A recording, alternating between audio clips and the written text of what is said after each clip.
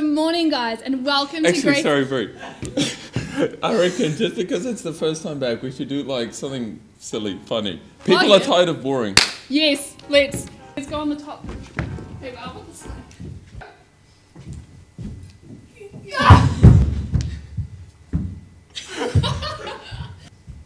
Yeah, that's.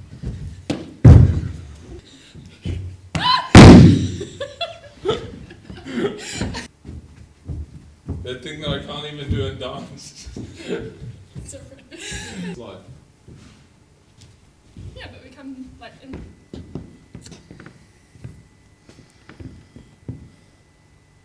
Good morning and welcome to Grace Gates Church Online. We are so excited to have you join us, and as you can see, there have been some changes this week and we are back filming at Grace Gate. Because we have moved down to Alert Level 2, which we are stoked about and we hope you are too. It is super exciting to be back here at Grace Gate, and we can't wait until we are able to open our doors again and let you guys in and welcome you back here. That's right. So we are going to continue doing church online on Saturdays, and most of our programs, our youth groups, and the different environments at Grace Gate is going to be on Zoom until the 10-person limit has been lifted. That's right. And if you do have any questions or you're wondering exactly what's happening or who is and isn't meeting, then just head to our website, gracegate.org.nz, or feel free to flick us an email at info@gracegate.org.nz. And make sure you are following us on our social media, and those are the best places to get all the updates. What we are able to do during this time is connect with each other face to face. You can go out for coffee, you can go for a walk with someone, you can connect with people just in groups smaller than 10. So we want to encourage you to do that, maybe even with people that you don't normally connect with, that might be a bit isolated during this time. And even maybe next week for church on Saturday, you could even invite some people over to your house. You guys can watch church online together. As long as it's less than 10 people, we want to encourage you to keep connecting with each other. This week for church, we are continuing our Defiant Joy series. Walter, what has been bringing you joy this last week? I reckon just seeing people. I loved going down to level 2 and seeing people at Grace Gate, outside of Grace Gate, just being with people again. Yep, I agree. I know Blair and I went and we celebrated level 2 like it was New Year's Eve. We stayed up till midnight and brought it in with some friends, and it was actually the best thing ever. So definitely bringing joy. And we actually want to hear what is bringing you guys joy. So make sure on Instagram, if you follow us, post something on your story or your feed and hashtag Joy Challenge and tag GraceGate so you can share what brings you joy. We are stoked that you've decided to join us this morning, and we hope that you enjoy this morning's program, and we can't wait to see you in person during the week or whenever we are able to catch up again. Yeah. Can I do that? Yeah. Responsibility. This word makes me think of integrity, authority, and sometimes the pressure gets too much for me.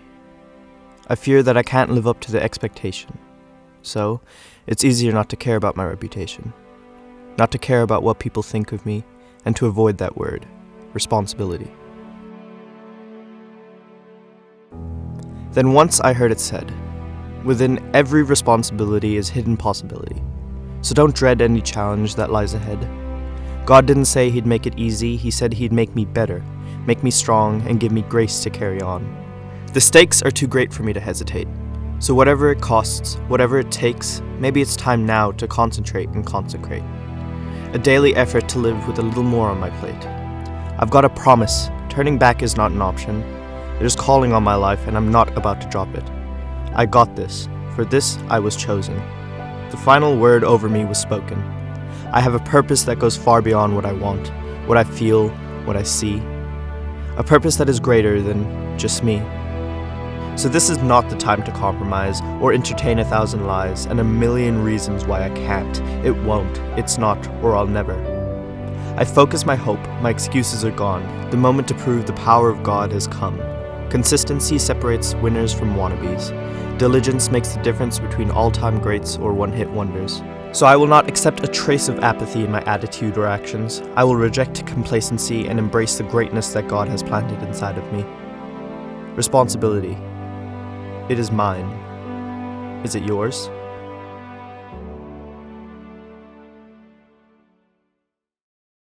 Morning, church. It is so good to be back in the Gracegate building this morning, and I'm so glad that you have joined us on your couch this morning at Church Online again.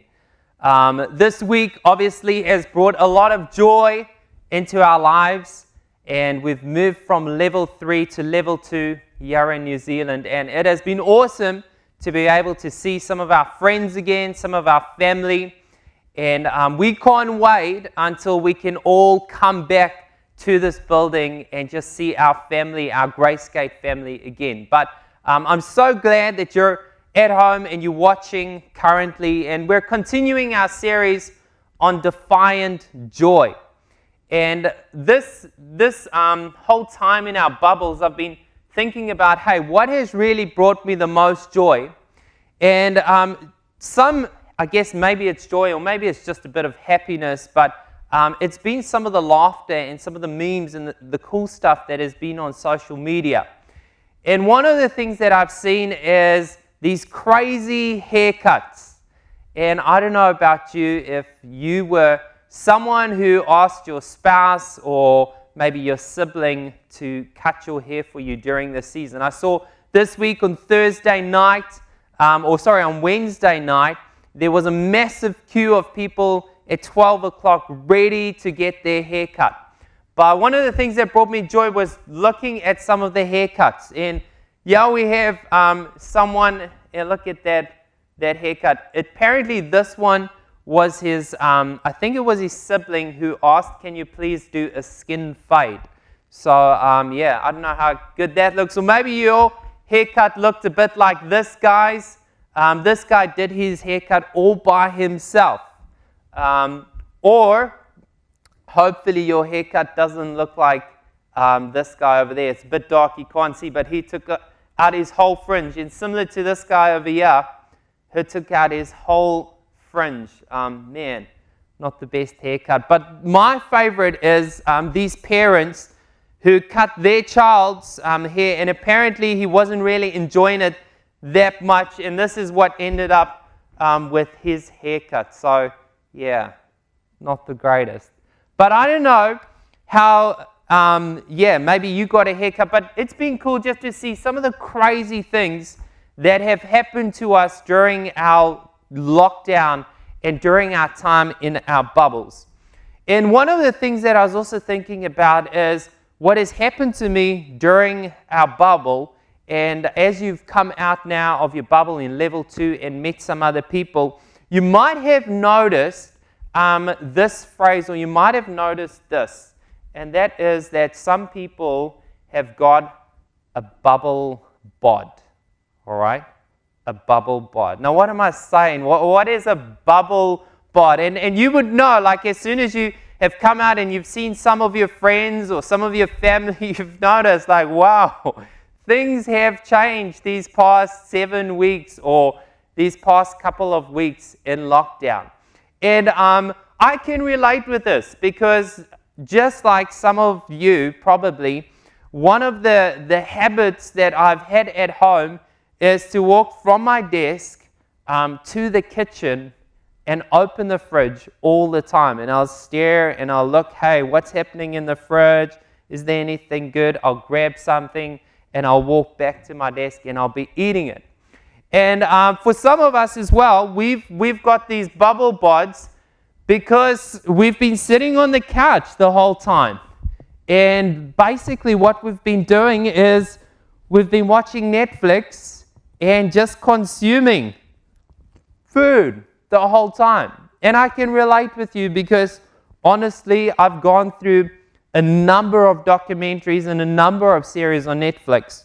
But the thing that we all know is as we sit on the couch and as we consume, something happens to our physical body, and that is that we actually start to change, right? And we gain weight, and this is all the calories in. But for some of you, maybe your bubble bod looks a whole lot different.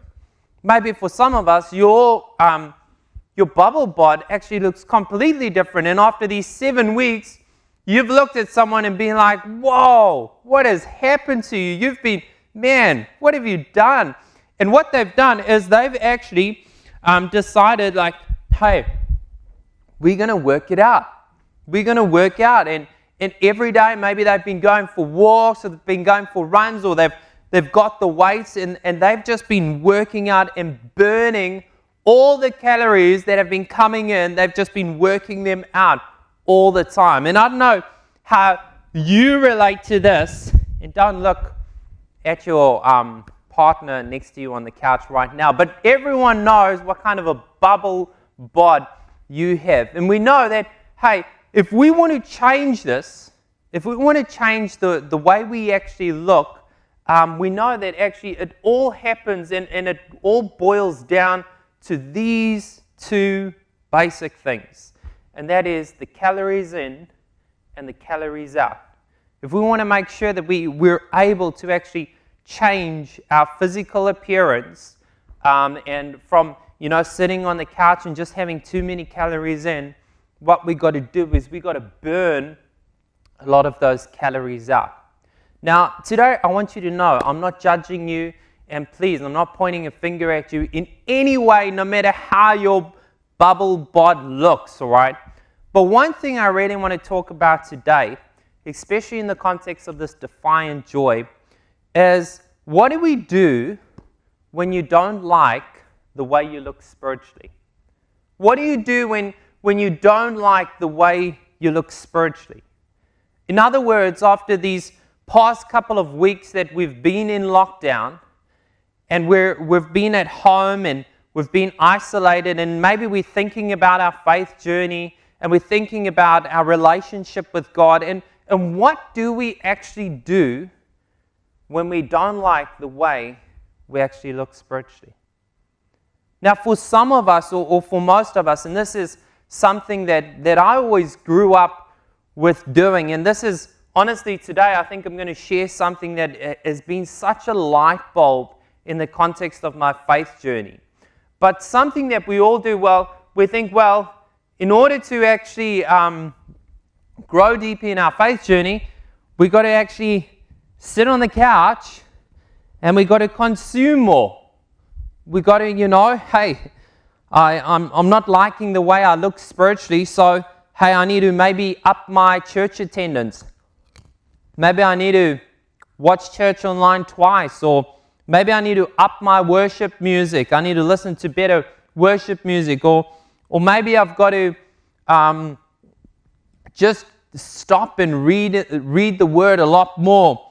And just all these different things that we get our calories in, and we think, hey, if we do all this stuff, this is going to change the way that we actually look spiritually. And I think this stuff is good.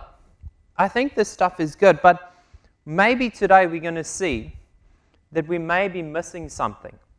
And just like this says over here, it says, the more God works, the deeper my faith gets. And some of us may have this understanding that, hey, the more I actually just sit on the couch, or the more I just attend maybe a church program, or actually listen to worship music, or read the Bible more and dig deeper into devotional studies, the more that actually God is going to work and do something in my faith journey. But today I want to share with you that I think that is part of it, but I don't think that's the whole thing. And I think there's something missing that I want us to chat about today. So we've been looking at the story of Paul. And for those who haven't seen the past two sessions of the series, we've been looking at Paul, and Paul is currently a prisoner.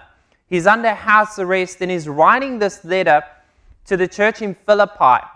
And Paul actually, when he wrote this letter, he had been arrested, but he had previously planted this church. And he writes this letter just encouraging the church, just saying, hey, I'm not with you currently, but I want you to know that I'm still encouraging you, and I want you guys to continue to grow in your faith journey. And I thought that this this book is so relevant for us because we've been in a season where we haven't been able to be together. But most importantly, it's my heart and all of us here at GraceGate that you will continue to grow in your faith journey.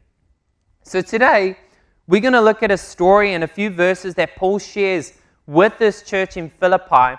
And basically, the end of the story is the crux where he actually says, hey, if you do this, you're going to look like this. And this is what he says.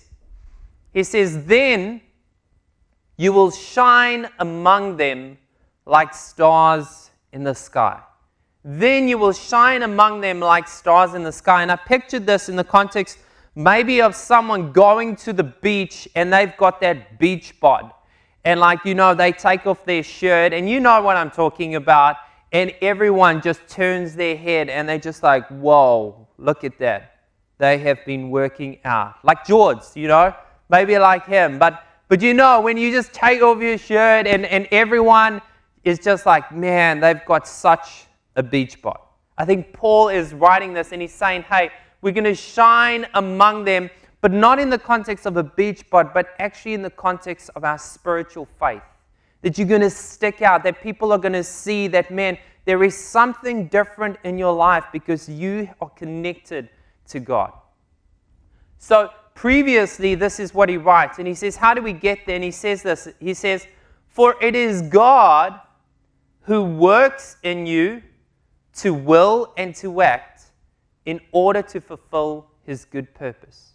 Paul encouraging the church in Philippi, he says, hey, I want you to know what it is. I want you to know what basically this principle is or this formula is so that you can actually be shining your light. And he says it's like this. He says that there's God, all right, who works in you.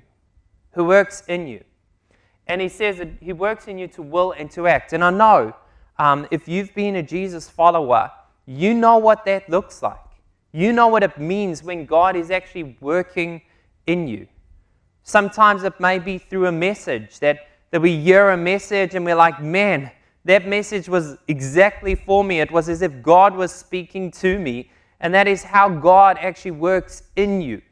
Maybe it's a song when we hear a song and we're just like, whoa, what is that? That was just meant for me. Or maybe it's sometimes when someone comes and shares something with us and we're like, man, that is just such a word from God. That's when God is working in us to will and to act. And he says, in order to fulfill his good purpose. So the whole purpose of actually God working in us is actually for his good and for God's good purpose. But over here we see that this is the end part and this is actually Paul's motivation of something that happens before. And this is what happens before. Paul writes this in Philippians chapter 2 and from verse 12. And he says this. He says, therefore, my dear friends, as you have always obeyed, not only in my presence, but now much more in my absence. And I love how he starts this off. He says, hey, church in Philippi, like my community, I want you guys to know, like, you are my friends and you guys have always obeyed. Like you've always taken initiative. You've always taken responsibility. And you've always been following God with all your heart and soul. And he says, not only in my presence, not only when I was there, but he says, even now that I'm not there, and now he's even saying much more in my absence. Like while we're not able to meet together, he says, hey, continue to obey, continue to follow Jesus, continue to walk and follow God. And he says, and the reason for this is he says this. He says, continue then to work out your salvation with fear and trembling. Now, if you've heard this verse before, this verse can often be so confusing. And we're like, hey, what is Paul saying here? He's speaking to the church. He's encouraging them. He's telling them, hey, guys, I want you to continue to be obedient. I want you, even in the absence that I'm not even there now, I want you to continue to be obedient. And then he says this, I want you to continue to work out your salvation with fear and trembling. In other words, what Paul is saying here is, I want you to work out your faith. I want you to take it seriously.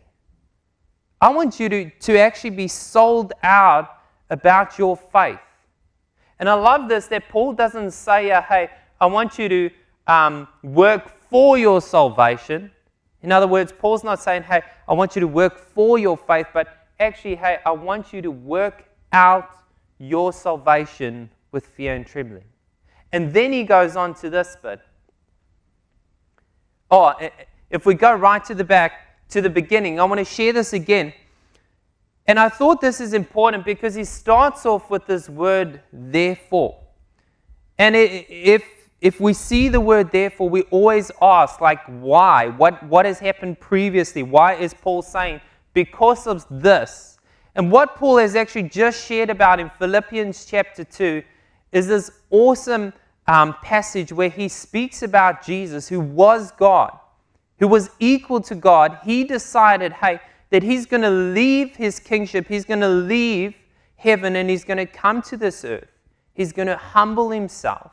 He's going to become obedient. He's going to become a slave, and even to the point of death for us. In other words, don't miss this. Today I'm not saying, hey, that we need to work out and we need to do as much as we possibly can to actually earn our way into our relationship with Jesus. No, because here we see that actually previous to this, Jesus has actually done that for us, and there was nothing we had to do. That he decided, hey, he's going to be obedient, he's going to be responsible, he's going to take ownership for our sin problem, and he's going to come and defeat death for us. But then Paul echoes this part. He says, because of that, because of what Jesus has actually done for us, because of his love for us, understand this. He says, hey, then, therefore, my dear friends, as you have always obeyed, not only in my presence, but now much more in my absence, he says, continue to work out your salvation with fear and trembling. And then he says, for it is God who works in you to will and to act in order to fulfill his good purpose. I love what Paul is echoing here. And honestly, I think sometimes we miss this. I think sometimes we miss that actually what being a Jesus follower is all about, because some of us are constantly, we're just on the couch. We're just on the couch consuming the whole time, and honestly, we're stuffing our faces with hey, if I want to grow spiritually, then I need to maybe know more. I need to maybe read my Bible more, and we just honestly just chucking more and more to the point that we're actually just getting spiritually fat. I was going to throw this over me, but I thought twice about that. But that's what we do. We're just consumers. We're just consuming the whole time. Oh yeah, man, I just want to listen to that talk. I want to read more, discover more about my Bible, and that's not bad. But what that does is it's just calories in. It's all just calories in. And the difference maker that Paul actually speaks to us about is actually when we have all these calories in, we actually work it out now. In other words, we pick up the weights, and whatever God has actually been working in us, we actually work out now. We take responsibility and we say, like, okay, God is speaking to me about forgiveness, and actually I'm not just going to consume it and know about it, but I'm actually going to practice it. And I know it's hard because it requires that I actually have to work out. Like, it's hard, it's difficult. I have to go to someone and actually have to ask for their forgiveness. It's difficult, but actually that's what Paul is saying here, that is actually going to make the biggest difference for our spiritual lives. You see, if you want to look different spiritually, then what we actually have to do is we've got to work out everything that God is feeding in us. In other words, if we're growing and we're knowing more about what we need to do, then we need to do it. We need to love people that are difficult to love. We need to be generous when we don't want to be generous, and that is working out what God is working in us. Like if we're struggling with some sin, then that is the time where we need to work it out. We need to listen to what God is working in us and say, hey, actually, I'm going to take responsibility and I'm going to do something about it. I'm going to get someone who's going to help me and hold me accountable so I can actually make a difference. You see, the whole thing about our faith journey isn't that we actually have to work out our own salvation, but there's a partnership. There's a partnership between what God has done for me previously, what God is currently doing in me, and now me taking responsibility and saying, hey, God, I'm going to obey you. I'm going to be faithful, and I'm going to do something about it. You see, work out what God is working in you. Whatever God is actually speaking to you about, you actually need to take action about it. Faith that is really good is faith that is exercised. A deep faith is one that is exercised, that is practiced, that is lived out. That's what makes the whole difference. And I love the way Paul is actually illustrating this and communicating this with the church in Philippi, because he doesn't want us to miss it. And I hope that we don't miss it. I mean, we've been having church on the couch for the past 7 weeks, but please don't think that that is what church is all about, just sitting today and listening to a message. That's part of it, but the other part is you actually taking action and doing something about it. Paul then continues, and this is what he says then. He says, hey, do everything without grumbling or arguing. And I thought about that, and I wish I could have just crossed out everything and I said some things, or I wish I looked at different translations that didn't communicate everything, but another translation just says do all things. And Paul here, encouraging the church, the people who are Jesus followers, he's saying to them, do everything without grumbling or arguing. Honestly, like he's saying here, whatever God is speaking into your spirit, you've got to take action. You've got to work it out. And I love it because it's actually the difficult things. It's the things that we don't like. It's the thing that actually maybe moves us out of our comfort zone. That God is saying, hey, work it out. Work it out. Do something with it. And do it without grumbling or arguing. And you know, sometimes I'm really discouraged at Gracegate because we're a massive community here. And I know that all of us have so much potential. All of us have so many unique gifts, how God has wired us. And honestly, the way that we can make a bigger difference is when all of us take responsibility. And like Paul said earlier on, we work out our own salvation. In other words, each and every one of us actually works out what God is working in us. We take responsibility and we say, hey, God has wired me this way with this gift. So, hey, here I am. I'm going to work it out. I'm going to work it out. And we see that God actually uses this to grow our faith journey. Some of us are hoping and we're thinking, man, if I just sit on the couch more, if I just sit and I just feed, that's going to make the biggest difference in my faith journey. But that's only part of it. And you're just going to be spiritually fat. You're not going to be spiritually fit. Then Paul goes on. And he says the reason we need to do that is so that you may become blameless and pure, children of God without fault in a warped and crooked generation. Paul encouraging the church to do this. The reason he says we must do this is because there's something that happens to us when we do this. There's something that happens to us. We are being transformed from the inside out. When God is living in our hearts and He's challenging us to do stuff that is difficult, that isn't always easy, and we do it and we take action and we exercise that, we work it out, we're actually being transformed. And I love how he says here, without fault in a warped and crooked generation. In a time where our world needs us to actually stand out and actually bring defiant joy. Bring joy without arguing or grumbling. And he says, hey, this is the whole purpose of it. But this isn't going to happen if you're just on the couch.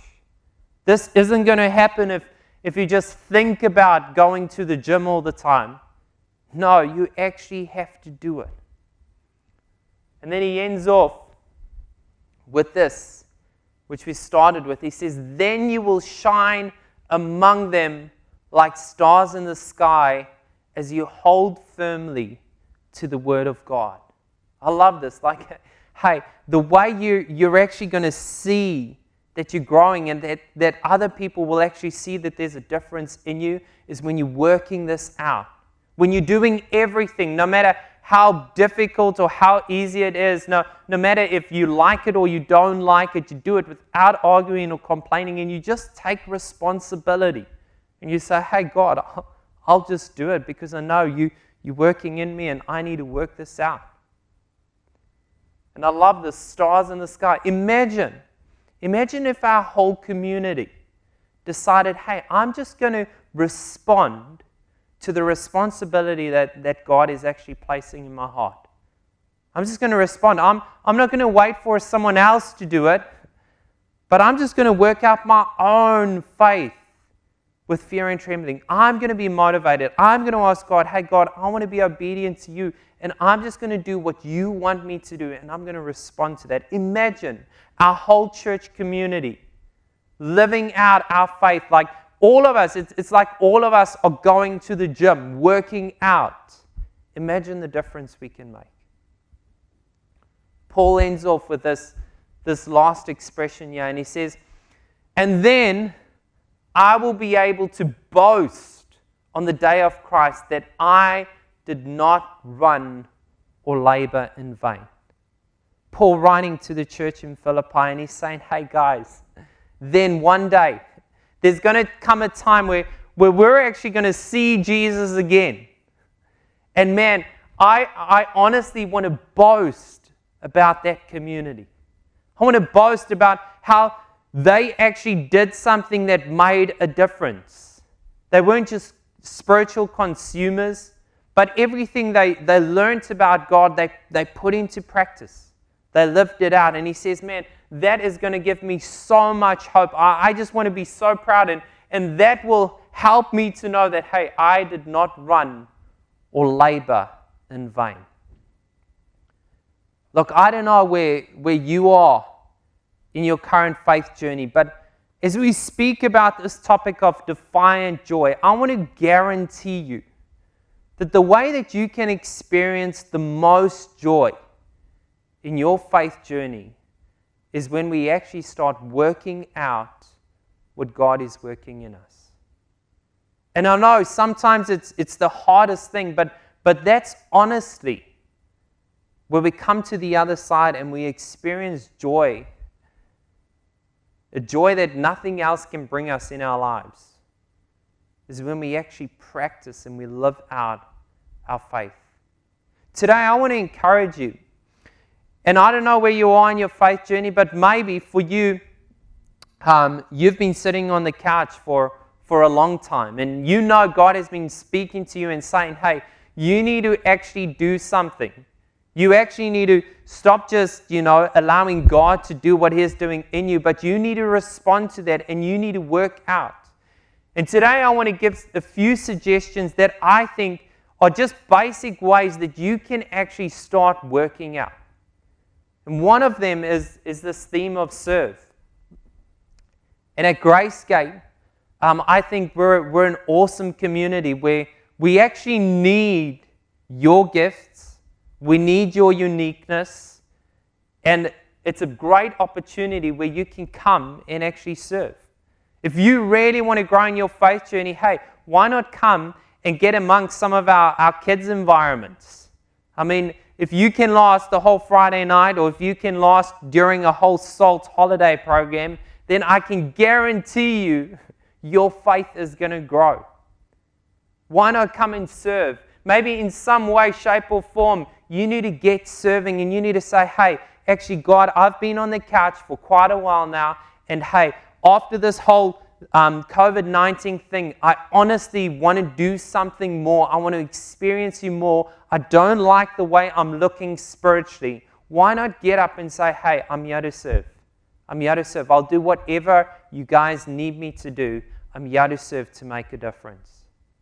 Maybe another way that you can start working out is when we embody this move across the room.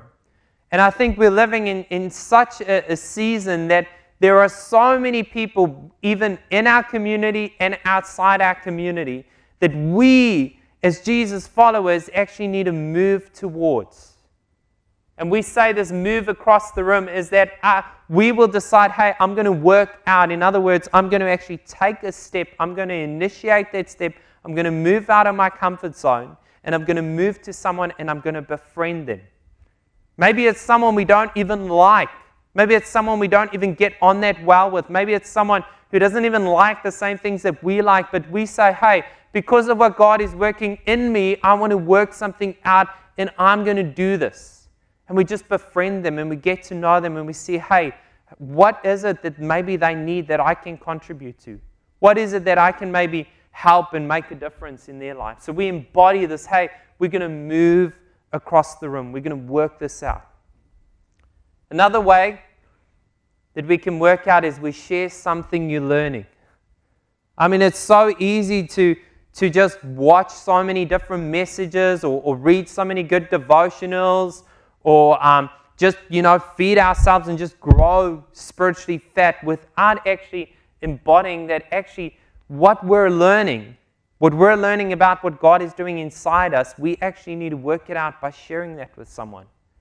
And one of the things that we've always experienced and what I guess the church is made up of is a body of people who come together, who share what we have. And that's how we grow together. That's how we move forward. That's how we even grow in our faith journey when we're actually sharing about who God is and what He's doing in our life. Or maybe for you it is, hey, I need to be kind and generous. And I think this season echoes this. I mean, we've seen be kind. Jacinda said it hundreds of times. We've seen it on our motorways. We see it everywhere. We see it on social media, be kind. But we know it, right? We know it. And maybe you're sitting on the couch and you've heard it all this time. But actually now, what God is actually encouraging us to do is actually to be kind and actually live it out and work it out. Be kind with those that we struggle to be kind with. And in this season, while we're heading back to work, and, everyone has experienced so many different things during this time. Let us take it upon our shoulders and let us take it on our responsibility that, hey, I'm going to be kind. I'm going to be generous. And this thought of generosity always echoes in my mind because sometimes we know that, hey, it's better to give than to actually receive. But we know this, but we don't do it. We know that, hey, actually, what I've got, if I give it out, it can actually make a difference. And maybe today, that is the working out that you've got to do. Maybe you've got to find an organization. Maybe you've got to find a family that you actually need to be generous to, and you need to help them. And maybe that is the working out that God's calling you to do. And then lastly, maybe it is, hey, I need to read and listen with action. In other words, listen to this.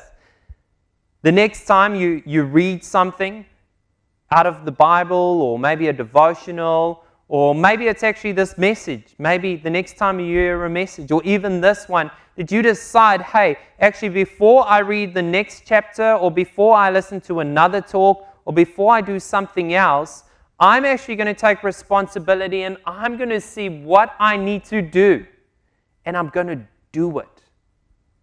In other words, I'm going to stop and I'm going to say, hey, actually, I've sat on the couch. I've got so much, but what am I doing with it? Choose something. Speak to God about it.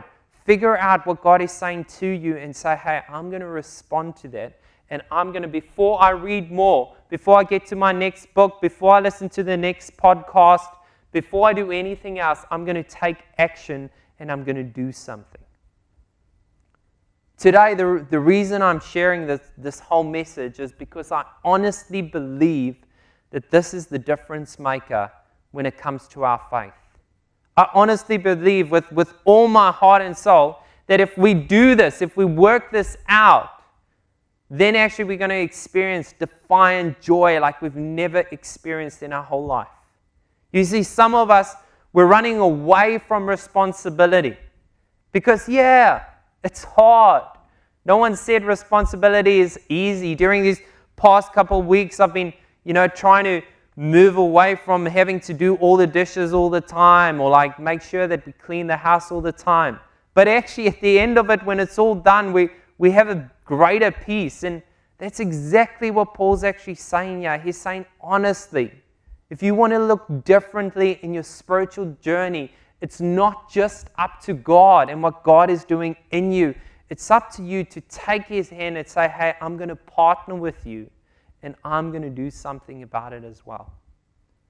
I hope that this new season that we're in, as we come out of level 3 and we're in level 2 now, and we're moving back into what I guess we're going to call the new normal.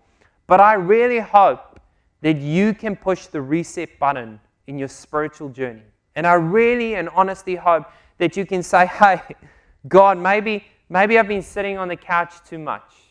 And I've just had so many calories in. And honestly, I want to push the reset button. And God, show me what is the action that you want me to do. What do you want me to work out? Let's pray.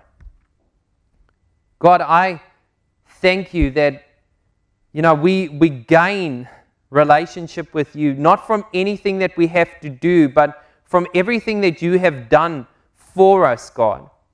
But because of that love, because that love is so crazy and absurd, and because, you care so much for us, God, our response to that is that, hey, we want to follow you. We want to be obedient to you. We want to be responsible Jesus followers. And I pray where maybe we've been tardy, maybe where we've been sitting on the couch, maybe where our spiritual body has grown weary or out of shape, that I pray, God, that you can speak to us and we can actually take action. We can take partnership. We will own our part and we'll say, hey, God, we want to do this and we want to see you using us and working through us. So, God, whatever we need today, whoever's listening today, I pray that you can speak to them in such a clear way that after this message, they'll think of that thing that actually you've been challenging them to do, and they've been hesitant to do it. But I pray, God, that they'll take the next step in their faith journey and that they'll do it and they'll work it out. And through that we can see and experience this joy that Paul speaks about. So we pray this all in Jesus' name today. Amen.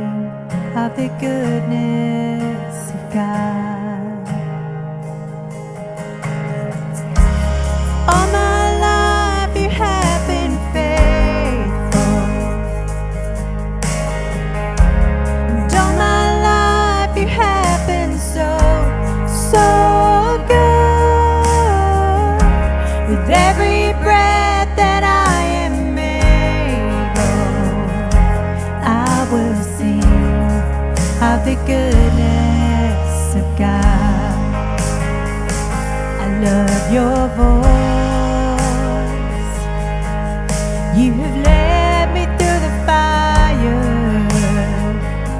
darkness nights, you were close like no other. I've known you as a father, I've known you as a friend. I have lived in the goodness of God. And all my life you have been faithful.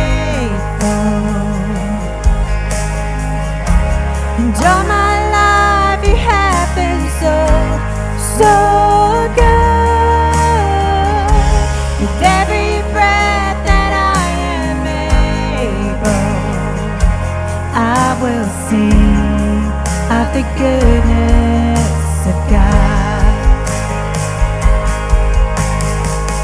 Your goodness is running after, it's running after me. Your goodness is running after, it's running after me. With my life laid down and surrendered now, I give you everything. Your goodness is running after, it's running after me. Your goodness is running after, it's running after me. Your goodness is running after, it's running after me. With my life laid down, I surrender now, I give you everything. Your goodness is running after, it's running after me.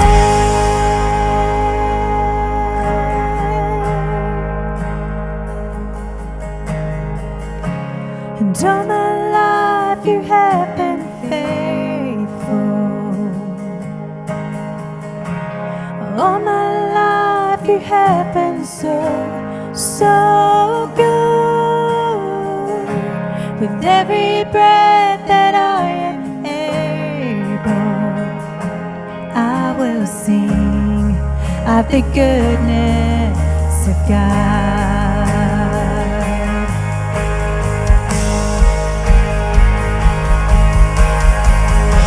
And all my life you have been faithful. And all my life you have been so good. With every breath that I am able, I will sing of the goodness of God. I'm gonna sing of the goodness of God.